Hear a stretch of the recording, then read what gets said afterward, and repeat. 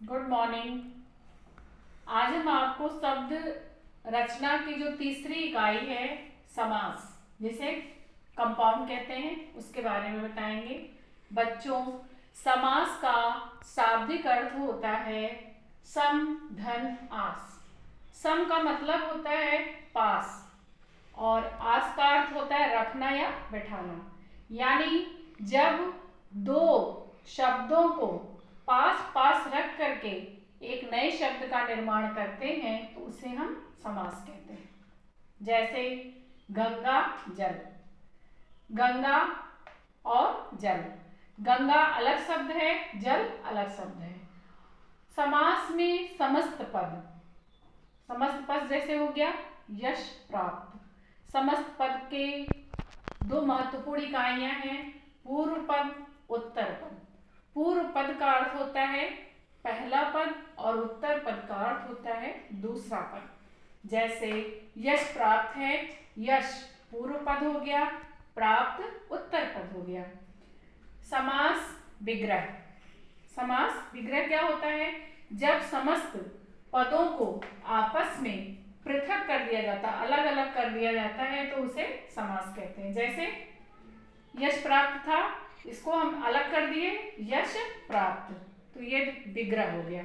और जब इसको हम आपस में संयुक्त कर देते हैं, जोड़ देते हैं, तो वह समस्त पद कहलाता है।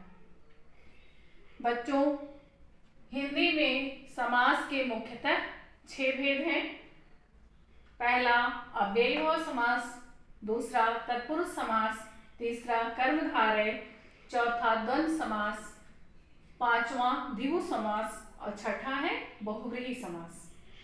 लेकिन कुछ विद्वानों का मानना है कि जो कर्मधारय और द्विगु समास हैं ये तत्पुरुष समास के ही उपभेद हैं, इसलिए ये समास को 4 भागों में विभाजित करते हैं।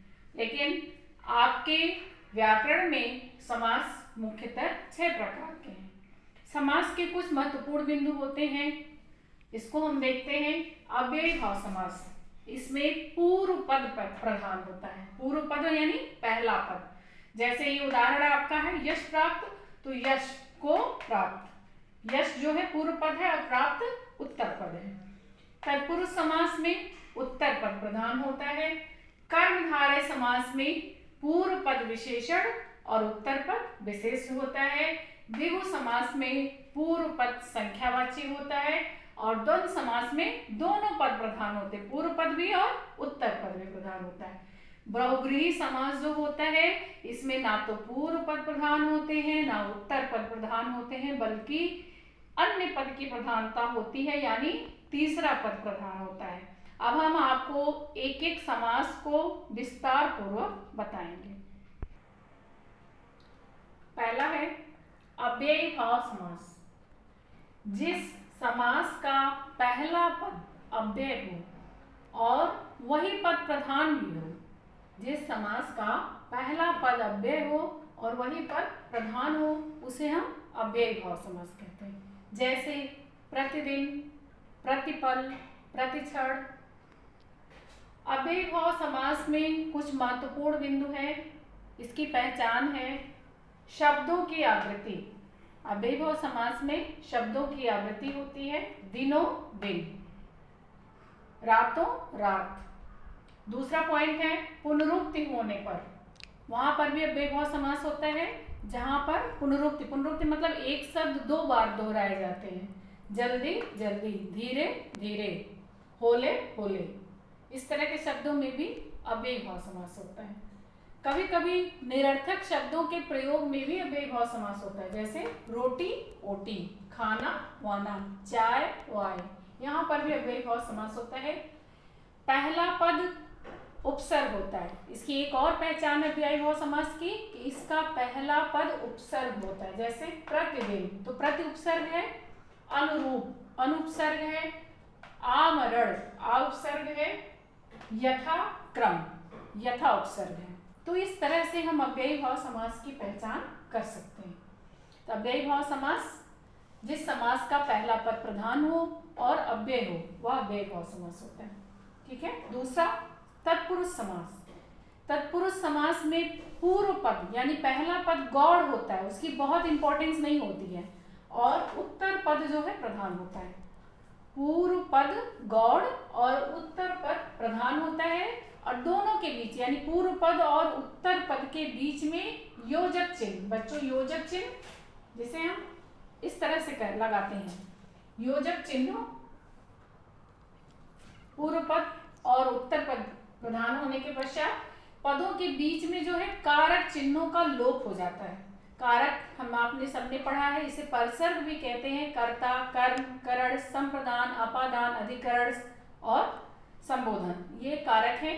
इसमें कर्ता, कारक और संबोधन नहीं होता है। तत्पुरुष समास के 6 भेद होते हैं, कर्म तत्पुरुष, करण तत्पुरुष, संप्रदान तत्पुरुष, अपादान तत्पुरुष, संबंध तत्पुरुष और अधिकरण तत्पुरुष। ठीक है, कर्म तत्पुरुष जैसे इसमें देखते हैं राज प्राप्ति यानी राजा को प्राप्त, कर्ण तत्पुरुष हस्त लिखित, हाथ से लिखित, संप्रदाय विद्यालय, विद्या के लिए आलय, अपादान रोग मुक्त, रोग से मुक्त, अपादान यहाँ पर तत्पुरुष समास अपादान तत्पुरुष में जो अलग होने के अर्थ में इसका प्रयोग किया जाता है। संबंध तत्पुरुष काके की, नाने नी, और अधिकरण तत्पुरुष जो होता है में और पर। जब हम समास करते हैं तो इन कारक चिन्हों का लोप हो जाता है। आगे तीसरा हम देखते हैं कर्मधारय समास। कर्मधारय समास में पूर्व पद विशेषण और उत्तर पद विशेष्य होता है। विशेषण क्या होता है बच्चों? जो संज्ञा और सर्वनाम की विशेषता बताता है। विशेष्य क्या होता है? जिसकी विशेषता बताई जाती है। जैसे नीलांबर, नीला क्या हो गया? नीला, ये जो हो गया विशेषण हो गया। और अंबर, अंबर मतलब होता है वस्त्र। ठीक है, किसकी विशेषता बता रहा है? वस्त्र की। वस्त्र कैसा है? नीला है। सदकर्म, सच्चा है जिसका कर्म। यहाँ पर ये जो है विशेषण और कर्म क्या है? विशेष्य है। इसमें एक और महत्वपूर्ण बिंदु है उपमान। पहला पद, इसका पहला पद उपमान और दूसरा पद उपमेय होता है। जैसे कमल नयन, कमल क्या है? उपमान है, और नयन क्या है? उपमेय है। चंद्रमुख, चंद्र क्या है? चंद्रमा क्या है? उपमान है। किससे उपमा की जा रही है? मुख से। मुख की उपमा किससे की जा रही है? चंद्रमा से की जा रही है। घनश्याम, घन मतलब काला, श्याम। बादल कैसे है? घन मतलब बादल, श्याम मतलब सांवला या काला। बादल कैसे है? वो श्याम वर्ण के हैं। तो कर्मधारय समास में पहला पद विशेषण और जो है दूसरा पद उसका विशेष्य होता है। इसका एक पद उपमान और दूसरा पद उपमेय होता है। अगला है बच्चों द्विगु समास। चौथा द्विगु समास। द्विगु समास में पूर्व पद संख्यावाची है। इसको पहचानने का सबसे आसान तरीका, जब हम समास करेंगे उसका पहला पद अंकों में होगा, संख्याओं में होगा। ठीक है, जैसे पंचवटी, पंच, पंच से मतलब 5। ठीक है, 5 वटों का समूह। चौराहा, 4, 4 राहों का समूह। सतसई, सत सई, सत मतलब 7, सई मतलब 100, 700 दोहों का समूह। पंजाब, पंच, 5 आब, आब मतलब होता है जल। नदी, 5 नदियों का समूह। तो संख्यावाची शब्द किसमें होते हैं? द्विगु समास में होते हैं। द्विगु समास में पूर्व पद संख्यावाची और इसका उत्तर पद प्रधान होता है। बहुत सारे उदाहरण हैं इसके। सप्तर्षि, चतुर्भुज, तिरंगा, ये सारे जो हैं द्विगु समास के उदाहरण हैं। अगला है पांचवा द्वंद्व समास। द्वंद्व मतलब होता है दोनों। जिस समास में दोनों पद प्रधान हो, यानी पूर्व पद भी प्रधान हो उसका, उत्तर पद भी प्रधान हो, और बीच में योजक चिन्ह का प्रयोग हो, और जब समास करते हैं तो वहां और शब्द लगाया जाता है। इसमें सबसे महत्वपूर्ण क्या है? और शब्द जो समुच्चय बोधक अव्यय है, और, एवं, तथा, या, ये सब समुच्चय बोधक अव्यय, इसका प्रयोग द्वंद्व समास में होता है। जैसे दिन रात, माता पिता, भाई बहन, सुख दुख। तो दिन रात, रात और दिन, माता पिता, माता और पिता, सुख दुख, सुख और दुख, धूप दीप, धूप और दीप। यानी द्वंद्व समास में दोनों पद प्रधान होता है, और जहाँ योजक चिन्ह होता है, जब हम समास करते हैं तो वहाँ योजक चिन्ह की जगह और शब्द का प्रयोग होता है। ठीक है। अगला है छठा, बहुव्रीहि समास। बहुव्रीहि समास, इस समास में दोनों पद, ना तो पूर्व पद प्रधान होता है ना उत्तर पद प्रधान होता है, बल्कि किसी अन्य पद की प्रधानता होती है। जब समास होता है तो एक अन्य अर्थ होता है। जैसे दशानन, दशानन शब्द ऐसा है, संख्यावाची तो है, लेकिन इससे रावण का आभास हो रहा है। क्या हो रहा है? एक और अर्थ निकल रहा है। दशानन कौन था? रावण था।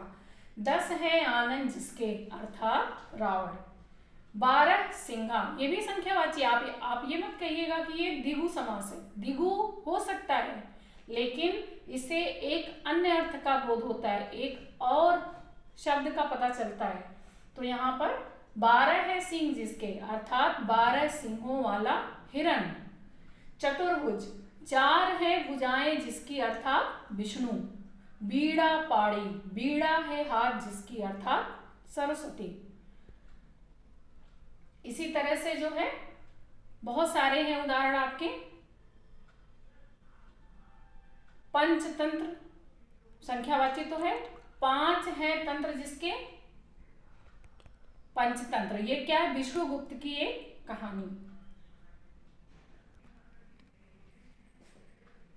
बच्चों, इसमें कुछ महत्वपूर्ण बिंदु है। एक ही समास में, सामासिक पद में कर्मधारय भी हो सकता है, द्विगु भी हो सकता है और बहुव्रीहि भी हो सकता है। लेकिन इसकी पहचान हम कैसे करेंगे? वाक्यों के आधार पर। समास का जब विग्रह जिसके अनुरूप होता है, उसी के अनुरूप हम समास को बतलाते हैं। इस तरह से हमने कुछ लिखा है। देखिए, सबसे पहले जब समास करते हैं तो सबसे पहले होता है समस्त पद, इसके बाद विग्रह, फिर समास का नाम। समस्त पद आपको दे दिया गया चौमासा। इसका विग्रह हम करेंगे 4 मासों का समूह। अगर हम इसका विग्रह करते हैं 4 मासों का समूह, तो यह द्विगु समास होगा। और इसी चौमासा का अगर हम विग्रह करते हैं 4 मास विशेष, 4 मास विशेष यानी 4 महीने विशेष होते कौन से? वर्षा ऋतु के। तो वर्षा ऋतु अगर आ गई, 4 महीने विशेष हैं किसके? वर्षा ऋतु के, तो यह बहुव्रीहि समास हो गया। लेकिन अगर विग्रह हमने किया 4 मासों का समूह, समूह शब्द जहां पर प्रदर्शित हो वहां पर द्विगु समास होगा। और 4 माह विशेष, 4 माह वाला अर्थात वर्षा ऋतु, तो यहाँ पर बहुव्रीहि हो जाएगा। इसी तरह हम देखते हैं दूसरा उदाहरण, नीलकंठ। नीला है जो कंठ, इसमें हो गया कर्मधारय। कंठ कैसा है? नीला है, नीला कंठ क्या हो गया? कर्मधारय हो गया। लेकिन अगर इसका विग्रह हम कर देते हैं, नीला है कंठ जिसका, अर्थात शिव, एक अन्य अर्थ की उत्पत्ति हो गई, तो यहाँ पर बहुव्रीहि समास हो गया। तो समास का जब विग्रह करेंगे उसके अनुरूप हम समास के भेदों को बतलाएंगे। आपके परीक्षा में भी प्रश्न पत्र में इस तरह से समास आते हैं। तो आपको पूछ दिया जाएगा, समस्त पद दे दिया जाएगा, पाप पूर्ण, पुस्तकालय, प्रतीक, तिरंगा। ठीक है। तो पाप पूर्ण आपको इसे लिखना है, पहले समस्त पद लिखेंगे, फिर विग्रह करेंगे, इसके बाद समास का नाम। पुस्तकालय, पुस्तक के लिए आलय, तो के लिए क्या है? ये तत्पुरुष समास। तत्पुरुष समास में संप्रदान तत्पुरुष है। ठीक है। तो हम लिखेंगे इसका भेद, संप्रदान तत्पुरुष। अब हमने लिख दिया पाप पुण्य, पाप और पुण्य, और किसमें होता है? हमने आपको बताया था, और जो होता है द्वंद्व में। द्वंद्व समास में दोनों पद प्रधान होते हैं, पूर्व पद भी प्रधान होता है, उत्तर पद भी प्रधान होता है। तो यहाँ क्या हो गया? द्वंद्व समास। प्रत्येक, प्रति, एक, ठीक है, हर एक, ये क्या हो गया? आपका अव्ययी भाव समास हो गया। तिरंगा, तीन रंगों का समूह, ये हो गया द्विगु समास। जहां पर समाहार हो, समूह की बात हो, वहां द्विगु समास हो जाएगा। जहां पर पहला पद प्रधान हो, अव्यय हो, वहां पर अव्ययी भाव समास हो जाएगा।